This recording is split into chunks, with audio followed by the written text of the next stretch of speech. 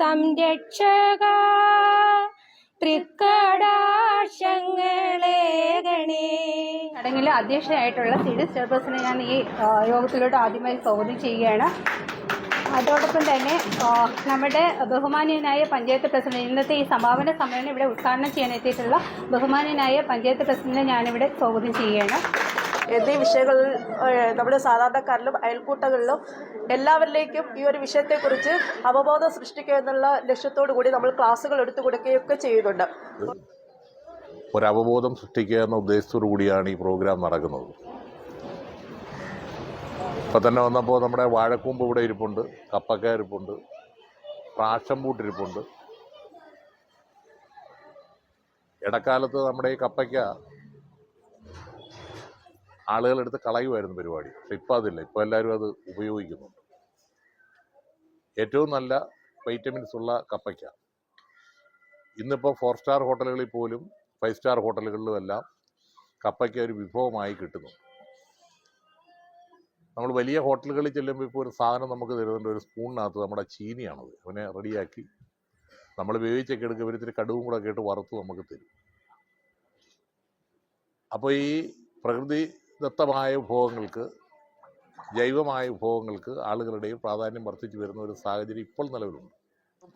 ഈ പോഷൺ മാഹ് എന്ന ഒരു പരിപാടി കേന്ദ്ര ഗവൺമെൻറ് പരിപാടിയാണ്. അത് നമ്മൾ കേരളത്തിൽ എല്ലാ വർഷവും ആചരിക്കുന്നുണ്ട്. ഇതിൻ്റെ ഒരു സമാപനമായിട്ടുള്ള ഒരു സമ്മേളനമാണ് ഇവിടെ നടക്കുന്നത്. അതായത് പോഷകാഹാരത്തിൻ്റെ പ്രാധാന്യം ജനങ്ങളിൽ എത്തിക്കുക എന്ന ഒരു ഉദ്ദേശമാണ് ഇതിനുള്ളത്. കുടുംബശ്രീ CDSഉം ADSഉം സംയുക്തമായി ഇന്നിവിടെ സംഘടിപ്പിക്കുന്ന ഈ പോഷകാഹാര മേളയ്ക്ക് എല്ലാവിധ ആശംസകളും നേർന്നു. CDSഉം കുടുംബശ്രീ CDSഉം ICDSഉം സംയുക്തമായി നടത്തിയ പോഷൺ മാഹ് എന്ന ഈ പരിപാടിക്ക് കാര്യങ്ങളെല്ലാം പ്രസിഡന്റ് പറഞ്ഞിട്ടുണ്ട്. പോഷൺ മാഹ് എന്ന ഈ പരിപാടിക്ക് എല്ലാവിധ ആശംസകളും നേർന്നുകൊണ്ട് നിർത്തുന്നു.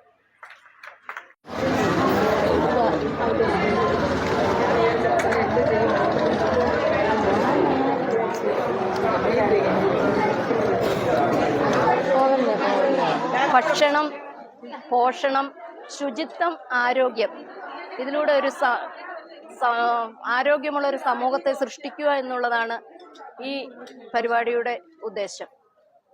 അതായത് നമ്മുടെ ചുറ്റുവട്ടത്തുമുള്ള ഭക്ഷണ സാധനങ്ങൾ, വില കുറഞ്ഞ സാധനങ്ങൾ ഉപയോഗിച്ച് രുചികരമായിട്ട് ഉണ്ടാക്കുന്ന ആവിയിൽ പുഴുങ്ങിയും ഇലയും നിലവർഗ്ഗങ്ങളും പച്ചക്കറി സാധനങ്ങളും ഒക്കെ ഉപയോഗിച്ചുകൊണ്ട് നമുക്ക് നിത്യം കുട്ടികൾക്കായാലും മുതിർന്നവർക്കായാലും ആരോഗ്യപ്രദമായ ആരോഗ്യം വരുന്നതിന് വേണ്ടിയിട്ട് നമുക്ക്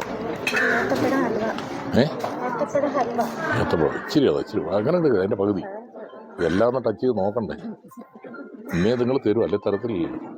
ഇതാരണ നിർമ്മിതിയാ.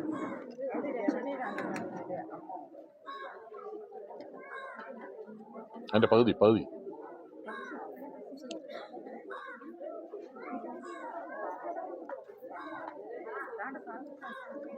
ഇതെന്തുവാ?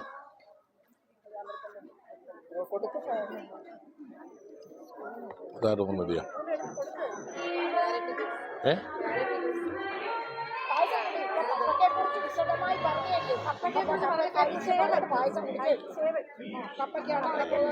എനിക്കിതിനെ ഇളമാട് പഞ്ചായത്തിലെ 27 അങ്കണവാടി വർക്കർമാർ കൂടി ചേർന്ന് പോഷൺമായുടെ ഭാഗമായിട്ട് ഒരു പോഷകാഹാര പ്രദർശനമാണ് ഇന്നിവിടെ നടക്കുന്നത്. ഇവിടെ ഇരിക്കുന്ന ഈ എല്ലാ വിഭവങ്ങളും തന്നെ പ്രകൃതിയിൽ നിന്നും കിട്ടുന്ന വില കുറഞ്ഞ സാധനങ്ങൾ ഉപയോഗിച്ചും അങ്കണവാടിയിലെ 6 മാസം മുതൽ 3 വയസ്സ് വരെയുള്ള കുട്ടികൾക്ക് നൽകുന്ന അമൃതം പൊടി, കുവരക്, ഇങ്ങനെയുള്ള ഭക്ഷണ പദാർത്ഥങ്ങൾ ഉപയോഗിച്ച് നിർമ്മിച്ച ഭക്ഷണങ്ങളാണ് ഈ ഇരിക്കുന്നതെല്ലാം. ഈ ഇരിക്കുന്ന ഓരോ വിഭവങ്ങളും ഒരു മായമോ ഒന്നുമില്ലാതെ നല്ല പോഷക സമൃദ്ധമായ വസ്തുക്കൾ ചേർത്ത് നിർമ്മിച്ച സാധനങ്ങളാണ് ഈ ഇരിക്കുന്നതെല്ലാം തന്നെ.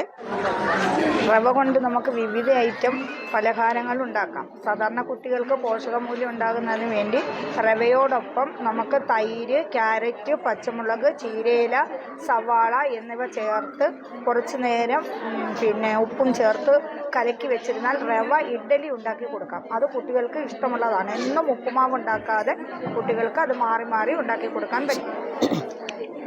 മിതമായ വിലയിൽ ലഭിക്കുന്ന നമ്മുടെ ചുറ്റുപാടിൽ നിന്നുള്ളതുമായിട്ടുള്ള സാധനങ്ങൾ, അതായത് വലിയ കോസ്റ്റ് ആവാത്ത സാധനങ്ങൾ ഉപയോഗിച്ചിട്ട് നമ്മൾ പോഷകാഹാരങ്ങൾ വ്യത്യസ്തമായ രുചിയിലും ഉണ്ടാക്കി കൊടുക്കാൻ കുട്ടികൾക്കായാലും മുതിർന്നവർക്കായാലും. ഇപ്പോൾ അത് ഉദ്ദേശിച്ചിട്ടാണ് നമ്മളിത് ചെയ്തുകൊണ്ടിരിക്കുന്നത്. ക്യാരറ്റ് ഉപയോഗിച്ച് ജ്യൂസാണ് ഉണ്ടാക്കിയിരിക്കുന്നത്. ക്യാരറ്റ് പുഴുങ്ങിയതിന് ശേഷം പാല് ഇതാക്കിയിട്ട് അടിച്ചിരിക്കുന്നതാണ് ഇത് ക്യാരറ്റ്. അതുപോലെ തന്നെ ക്യാരറ്റ് നമുക്ക് പല രീതിയിൽ കുട്ടികൾക്ക് കൊടുക്കാൻ പറ്റും. നമുക്ക് ചെറിയ വെള്ളത്തിലിട്ട് മാങ്ങ ഉപ്പിലിടുന്നത് പോലെ അതും ആക്കി കൊടുക്കാൻ പറ്റും. ഇത് ലേപ്പമാണ്. ഇത് ചീനി പുഴുങ്ങി മിക്സിയിൽ അരച്ച് ആട്ടമാവും ചേർത്ത് തേങ്ങയും ശർക്കരയും ചേർത്ത് ലേപ്പം ഉണ്ടാക്കിയതാണ് ഇത്. ഇത് എള്ളുണ്ടയാണ്. ഇത് എള്ള് വറുത്ത് പൊടിച്ച് ഇതിനകത്ത് ഈന്തപ്പഴവും അണ്ടിപ്പരിപ്പും കപ്പലണ്ടിയും കൂടെ പൊടിച്ച് ചേർത്ത് ശർക്കര ചെറിയ രീതിയിൽ പാണി അയച്ച് അതിനകത്ത് ഉരുട്ടിയെടുത്തതാണ് എള്ളുണ്ട. ഇത് എള്ളുണ്ടയാണ്.